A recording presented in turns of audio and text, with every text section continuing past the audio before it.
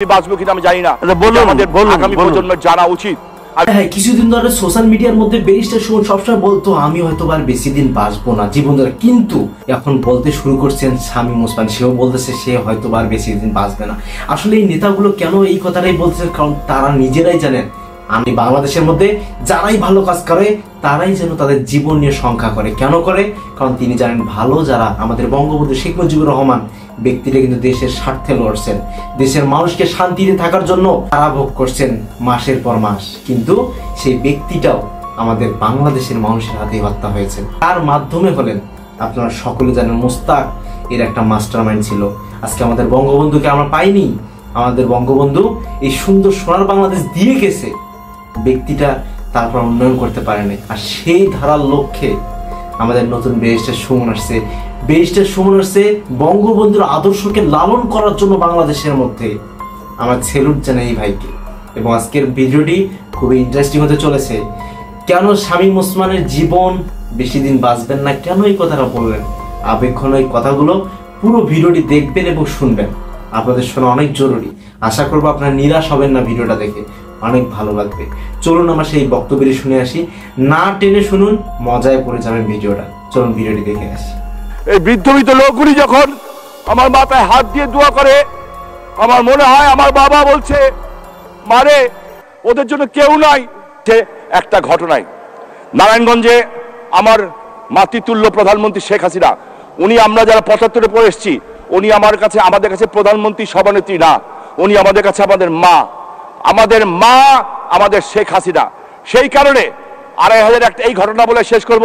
আমি আশা করি আপনি আমাকে এই ঘটনাটুকু বলতে দিবেন মাননীয় স্পিকার। কালকে আমি বাঁচবো কিনা আমি জানি না, আমাদের আগামী প্রজন্মের জানা উচিত। আমি বলতে চাই, এর আগে রাজনীতি অন্যভাবে করতাম মাননীয় স্পিকার, একে কসম খেয়ে বলছি অন্যভাবে করতাম।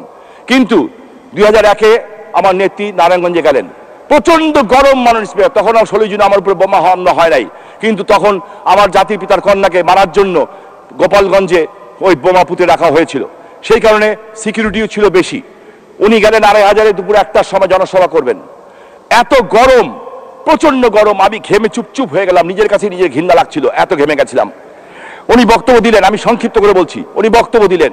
বক্তব্য দিয়ে আমি দেখছিলাম যে আমার নেত্রী, আমার আজকের প্রধানমন্ত্রী, আমার মা শেখ হাসিনা অত্যন্ত টায়ার্ড। উনি গাড়ি তুলে চলে গেলেন, কিছু দূর রেখেই একটা হেলিকপ্টার রাখা ছিল, ওইটা দিয়ে উনি চান্দিনায় যাবেন বক্তব্য দিতে। আমি ওনাকে বিদায় দিলাম। বিদায় দেওয়ার পরে খানিক্ষণ পরে এসএসএফ এর সদস্যরা আসলেন, এসে বললেন স্যার আপনাকে মাননীয় প্রধানমন্ত্রী ডাকছেন। আমাকে ডাকছেন? বললে হ্যাঁ। আমি সাথে সাথে গেলাম, দৌড়ে গেলাম। যাওয়ার পরে বললাম যে আপা আপনি আমাকে ডেকেছেন? বলে হ্যাঁ ডেকেছি। আমি কি করবো বাবা? বলে আমার সাথে চান্দিনায় চলো। আমি সকাল থেকে কিছু খাই নাই, শরীরটা ভালো লাগছে না, চান্দিনাতে তুমি একটু বক্তব্য দিবা, আমি ততক্ষণ রেস্ট নিয়ে নিবো। খুব মায়া লাগলো দেখে। আল্লাহ আপা আমি এই অবস্থায় যাবো এই কাপড়ে? বলে কিচ্ছু হবে না চলো। মাত্র 2 মিনিটের ঘটনা আমার জীবন পরিবর্তন করে দিল মাননীয় স্পিকার। বিশ্বাস করেন, সাক্ষী হিসাবে আল্লাহ যথেষ্ট। আমার জীবনের রাজনীতি দর্শন পরিবর্তন করে দিল। আমি দেখলাম সামনে বেশি দূর না, মাননীয় এই যে আমার থেকে আপনার যত ডিস্টেন্স এইটুকু দূরে বেশ কিছু মহিলা দাঁড়ানো আছে। তখন বাঙালির অর্থনৈতিক অবস্থা এতটা ভালো হয় নাই, শাড়ি পরা, ব্লাউজ নাই, বৃদ্ধা মহিলা, বৃদ্ধ লোক এবং ছোট ছোট কিছু বাচ্চা দূর থেকে হাত নাড়ছে জাতির পিতার কন্যার প্রতি, দূর থেকে হাত নাড়ছে। বাচ্চাগুলি বলতেছে হাসিনা ও হাসিনা ও হাসিনা বলতেছে। আমি হঠাৎ করে দেখলাম হেলিকপ্টার সিট থেকে আমার নেত্রী নিচে নেমে গেলেন। নিচে নেমে ওদিকে হাঁটা ধরলেন। এসএসএফ এবং অন্যান্য যারা আছে তাদের দায়িত্ব পালন করছে। বল স্যার স্যার স্যার আর যাবেন না। বললেন সরো তো, সরো, বাংলাদেশের মানুষ আমাকে মারবে না, সাধারণ মানুষ আমাকে মারবে না, সরো বলে আমাকে বললেন স্বামী আয়। আমি পিছিয়ে গেলাম। আমি অবাক হয়ে দেখলাম মাননীয় স্পিকার, আমি নিজে সাক্ষী, আল্লাহ তুমি সাক্ষী। আমি দেখলাম ওই মহিলাগুলি যখন ওনাকে বুকে চাপা দিয়ে নিয়েছে, আমি দেখলাম যে উনি চোখটা বন্ধ করে ওই আদরটাকে নেওয়ার চেষ্টা করছেন। আমি দেখলাম মাননীয় স্পিকার ওই বৃদ্ধ লোকগুলি যখন ওনার মাথায় হাত দিচ্ছে, আমি দেখলাম যে উনি ওই ভালোবাসাটা নেওয়ার জন্য আপ্রাণ চেষ্টা করছেন। এরপরে আমরা ফিরে আসছি, ওই বাচ্চাগুলি আবার চিল্লাচ্ছে ও হাসিনা ও হাসিনা। নেত্রী আবার ঘুরে তাকালেন, তাকে হাসলেন। এবার হেলিকপ্টার উঠে বসলাম, আমি ওনার সামনে সিটে বসলাম। হেলিকপ্টারটা উপর দিকে উঠে আমি দেখছি এখন আপার সাথে অত কথা বলতে পারি না মাননীয় প্রধানমন্ত্রীর সাথে, বয়স হয়ে গেছে। এখন বয়স হয়ে গেছে, তখন যা ইচ্ছা তা বলতাম। যা ইচ্ছা যা মন চায় তাই বলে দিতাম। এখন বলতে পারি না, কারণ হেলিকপ্টার যখন উঠছে দেখছি একদিক দিয়ে আমার মাননীয় প্রধানমন্ত্রী, আমার এতিম শেখ হাসিনা, আমার শেখ রেহানা ছোট আপা যে এখন চিৎকার দিয়ে কাঁদতে পারেনি এখন পর্যন্ত। এই দুইটি বোন আজকে আছে দেখেই আমরা আজকে কলঙ্ক মুক্ত হয়েছি। তাহলে বঙ্গবন্ধু হত্যার বিচার তো দূরের কথা মাননীয় স্পিকার, এদেশে মুক্তিযুদ্ধের ইতিহাস থাকতো না। আমি বিশ্বাস করি মনে প্রাণে। আজকে 21 বার মারার চেষ্টা করা হয়েছে, সবাই শুধু আমরা তার উপরে চাপাই, আমরা শুধু সবাই তার উপরে চাপাই। আল্লাহর অশেষ রহমত, আমি ওনাদেরকে বলবো কষ্ট পেয়েন না। আমার বিশ্বাস জান্নাতুল ফেরদৌসে আপনারা আপনাদের পুরো পরিবারকে একসাথে পাবেন, এটা আমার দৃঢ় বিশ্বাস, আল্লাহর উপরে বিশ্বাস। মাননীয় স্পিকার, উনি যখন হেলিকপ্টারে উঠলেন, হেলিকপ্টারে উঠার পর দেখছি নেত্রীর চোখ দিয়ে পানি পড়ছে আর মুখে হাসি। আমি জিজ্ঞেস করলাম যে আপা, বললো কি? আমরা আপনি হাসছেন না কাঁদছেন? উনি আমার দিকে তাকিয়ে বললেন, শামীম, এই বৃদ্ধ বৃদ্ধ মহিলাগুলি যখন আমাকে জড়িয়ে ধরে, আমার মনে হয় আমার মা যেন আমাকে কবর থেকে উঠে এসে বলছে, মা গো, ও মা, কোনো চিন্তা করিস না মা, আমার দোয়া তোর সাথে আছে।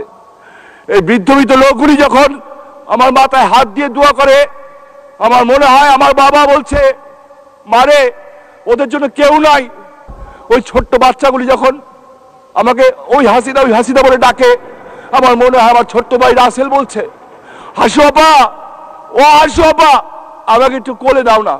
সেদিন আমি বুঝতে পেরেছি মাননীয় স্পিকার, বাংলার মানুষকে বলতে চাই, শেখ হাসিনা আওয়ামী লীগের সম্পদ না, বাংলাদেশের সম্পদ, আগামী দিনে বাচ্চাদের ভবিষ্যতের সম্পদ।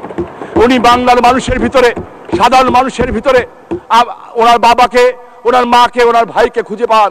তাই আজকে আওয়ামী লীগের যারা সদস্য আছেন কিংবা স্বাধীনতার পক্ষে যারা আছেন, আমি আপনাদের কাছে হাত জোর করে অনুরোধ করতে চাই, 71 যেমন আমরা বঙ্গবন্ধুর নেতৃত্বে ঐক্যবদ্ধ হয়েছিলেন, আবার বোধহয় ঐক্যবদ্ধ সময় এসছে। আসেন ঐক্যবদ্ধ হই এবং সকল ষড়যন্ত্রের বিরুদ্ধে জয় বাংলা, জয় বঙ্গবন্ধু, জয় শেখ হাসিনা বলে আমরা লড়াইয়ের জন্য প্রস্তুত হই। জিতবো আমরা ইনশাল্লাহ, কারণ শয়তান কোনো সময় আল্লাহর রহমতের সাথে পারে না। আমাদের অসৎ লোকের সংখ্যা এত বেশি, কোনো একজন সৎ হইলে আমরা 15 টাকা রিক্সা ভাড়া দিয়ে দেখতে যাই যে ভাই এলাকায় একটা সৎ লোক পাওয়া গেছে। এই জন্যই আর কি বিষয়টা। এই যে আপনি আপনার সরলতা সাইড থেকে আসলে এই কথাগুলো বলছেন, কিন্তু আপনার কাছে কখনো কি মনে হয় না যে আপনার এই স্বচ্ছতা মানুষের অস্বস্তির কারণ হয়ে গেল? মানুষ না, অমানুষের। এখন অমানুষের, ধরেন আপনি যদি একটা মলম দেন, একদম ক্লিন পরিষ্কার জায়গায় মলম দিলে জ্বলবে না, জলে হচ্ছে গিয়ে কাটা ছেঁড়াতে। তো যাদের কাটা আছে তাদের তো জ্বলবে।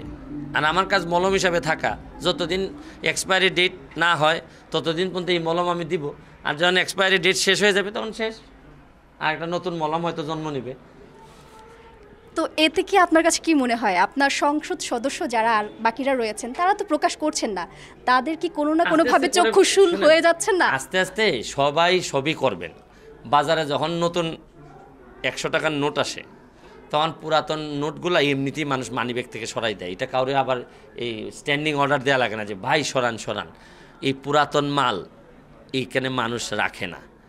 ব্যারিস্টার সুমন এবং শামীম ওসমানের বক্তব্য শুনলেন, এবং এই ব্যাপার নিয়ে আপনার কি মন্তব্য অবশ্যই আমাদের কমেন্ট বক্সে জানিয়ে দেবেন।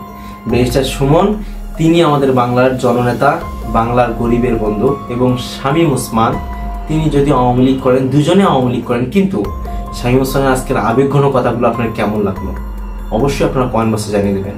আজকের ভিডিও পর্যন্তই। চ্যানেল নতুন সাবস্ক্রাইব করুন, বন্ধু হয়ে পাশে থাকুন। আল্লাহ হাফেজ।